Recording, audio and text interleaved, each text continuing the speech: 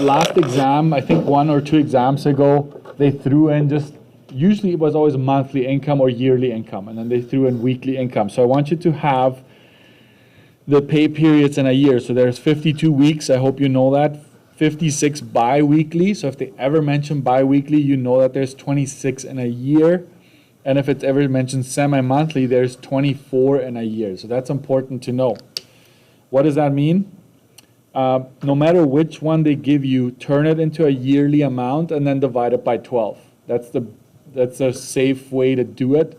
So if you earn 300 weekly, we just go 300 times 52, it's 15,600 per year, right? So you turn it into a yearly amount, then we divide by 12, and that's the equivalent of 1,300 a month. It is wrong to say 300 times 4, because yes, most months have 4 weeks, but not exactly. It's not exactly 4, right? So if you spread it out over the whole year, you actually have 2 extra pay periods if it's bi-weekly compared to monthly, okay? So you got to watch out for that. So have these on your study sheet somewhere, okay? 52, 26, 24. I can't think of any other ones. Those are the most common. If it's hourly, I don't think they'll ever go down to hourly. But if it's ever hourly, what would you have to do? They'd have to give you the information, like how many hours you work in a 2-week period. And then they'll give you, hey, you make 15 bucks an hour. That's a lot of work. I don't expect that they'll do that to us. Although one of the examples down the road may have something to that level. So this is something I want you to add to your study sheet, okay? Okay, next. Remember GDSR, what does GDSR really do when we calculate it? It compares your housing costs, which is mortgage payment, property tax, heating bill. Pause for a second. Are those the only housing costs that someone will incur? No, there's more. But these are the only ones the bank cares about. They figure out your mortgage payment that you're looking for. The property taxes, they can look it up. It's all online. I will show you that you can also look it up online, how much a house pays on property taxes. And the heating bill, they have a record of it. Like Manitoba Hydro keeps track of it, so they can tell that house, it's like $200 a month to heat on average. So they know all of those things, so keep in mind. Another thing about the GDSR, there's this line, which is 32%. If you calculate it and you're above 32%, you're not going to get approved. If you are below, then you are getting approved. That's for us, okay? In reality, I'm going to tell you this. If you were to be just a little over 32% and you go to the bank and you have a good credit record, they would probably still approve you. Okay, that's not, I'm not saying that that's always the case, but for us in this course, you have to mention the 32, right? You must mention, I'll add that to the formula box, must mention 32%, okay? I would write that down. It's just like with expected value. What are you going to mention when it's expected value if they want you to explain it? Positive or negative, right? You have to mention that if you want to get the marks there. And some of you are going to find out the hard way, or you found out the hard way that you missed it, so you got to make sure that's on your study sheet. Another formula that is not on the formula sheet, which I'd say you should have it, ASAP, is down here. These two here. The maximum you can spend on housing, which is simply your income times 0.32. The maximum mortgage payment is your monthly income times 0.32 because it's 32%. Subtract the heating, subtract the property taxes. That's how you get your maximum mortgage payment that you can afford. One more thing. GDSR does not work if you mix up monthly, annually, and weekly. Like, you have to have everything in monthly amounts for that to work out properly, okay? I'm sort of lying. It's a bit of a white lie. If you turn everything into a yearly amount, it would still work, okay? So keep that in mind. Okay, let's go to page 11. Come with me to 11, okay?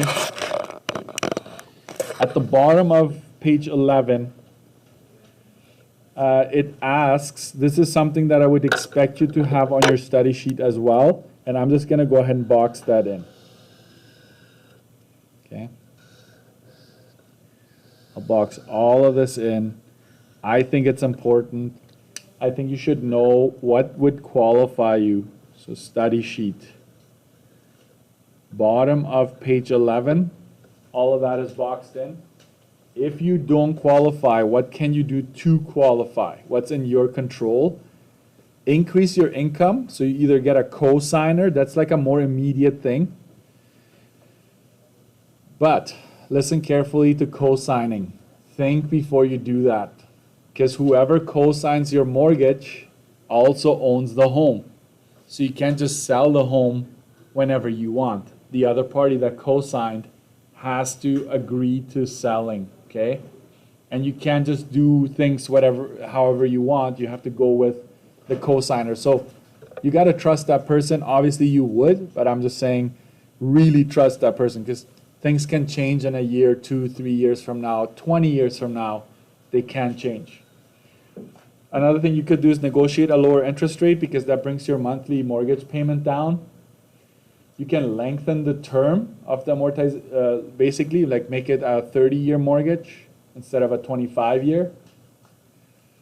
And you could increase your down payment, because all of those things essentially bring your GDSR rate down. Okay? Quote me on this. I mean, things can change in the business world and the finance world. But when I got my mortgage done, the lady asked me, hey, what's the mortgage payment you're looking at? What's your heating? And what's your property taxes, right? Because before you get approved, you kind of want to know where you're at. And I said, are you doing the GDSR? And she's like, yeah, how do you know? Because I teach that stuff. And they're still using the GDSR to this day. So that's actually something you are perhaps going to encounter. If not, if you don't ask questions, they won't tell you they're doing the GDSR, but they are. Okay. Okay. So let's do one example before we do the AC here. So let's go to page 12. Can't say I didn't give you enough examples after this. Okay. So Ernesto estimates that his monthly mortgage payment is $519. The annual property taxes $2,300.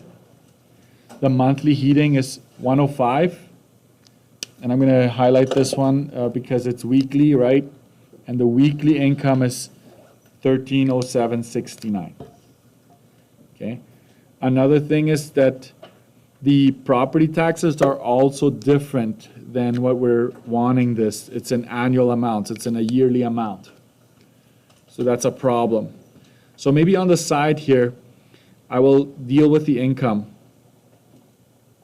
What I will say is 52 times 1307.69. All of that divided by 12. That's the best way to do it. And yes, I now remember the answer key issue, right? Thank you, Princess, for bringing that up. I need to update my answer key. So this is the monthly income. Okay, so that is a must. So I'll box that in for now. And then the property taxes, it's a yearly amount. So you take your yearly amount and you divide it by 12. Oops. That's $191.67 on average. So those are two things that I convert everything to monthly. I will highlight the fact that everything is now per month, okay? Now I can do the GDSR. Bless you. Bless you. GDSR. Here we go. Take your payment. Take your heating. Take your property taxes. It doesn't matter in which order you do them in. And then you divide it by the income. All of that gets multiplied by 100. If you do the top and you do that right, you get 815.67. Right, divided by, so now you're comparing it to your income times 100. So if you divide the top by the bottom and then multiply it by 100, you get 14.39%, which is way under the 32%. You're actually doing very good. If you were to buy this house, you are doing very good in the bank's eyes, right? You're spending way less on housing than the absolute maximum, okay? Should we have some colors going on here? I will just highlight this, the income here, and show, right, that it's being inserted there. Same with the property taxes. I inserted that. I had to do some work. I will say that the chances that they give you one where there's no conversion needed whatsoever are very slim. They usually throw in at least one in there that is like annual income or weekly income. They make you have to do a little bit of calculating on the side. If they don't, way to go. Just if everything is monthly, just plug it in, solve. Okay? All right. What is the greatest mortgage payment Ernesto can afford based on his income? Oh, we didn't answer B. A is the GDSR is that. B, will he be approved? Yes. And you have to mention 32%. The GDSR is below 32%. So you have to make reference to the 32 if you want marks for this type of question. And you can absolutely butcher the GDSR calculation. You can get it all wrong. If you answer B correctly, you still get that mark. So I think it's worth answering it. Don't leave this one blank because you don't know what to do. Do something, then answer B based on that. C, what's the greatest mortgage payment that he can afford based on his income? This is basically the max mortgage payment. And I'm just going to go like this. I take my income. I multiply that by 0.32. I will subtract the heating, which I know is 105. I will subtract the property taxes, which is 191.67.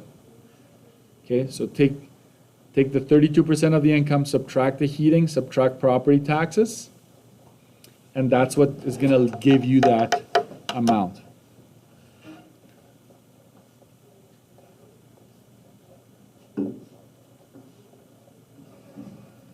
And when you subtract that, you get 1516.66. There you go. Oh, you can barely see that, can you? There you go. So that's the maximum he could afford if he wanted to go, right? Max it all out, have exactly 32% or less, then you have that option there.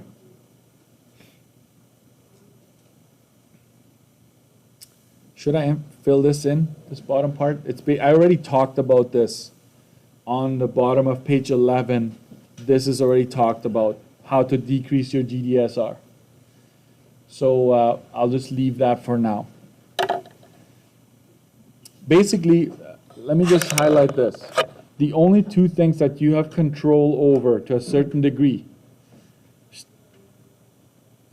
is your, you have control over this, over the mortgage payment. You can have a greater down payment, all of that stuff. And you have control over your income. Okay? To a certain degree, you have. By the way, this is combined monthly income. So if it's a couple buying a house, then we take both of their incomes, combine it, and that's the number that would go down here. So that's the formula for GDSR. Okay. All right, I'm gonna stop there for now.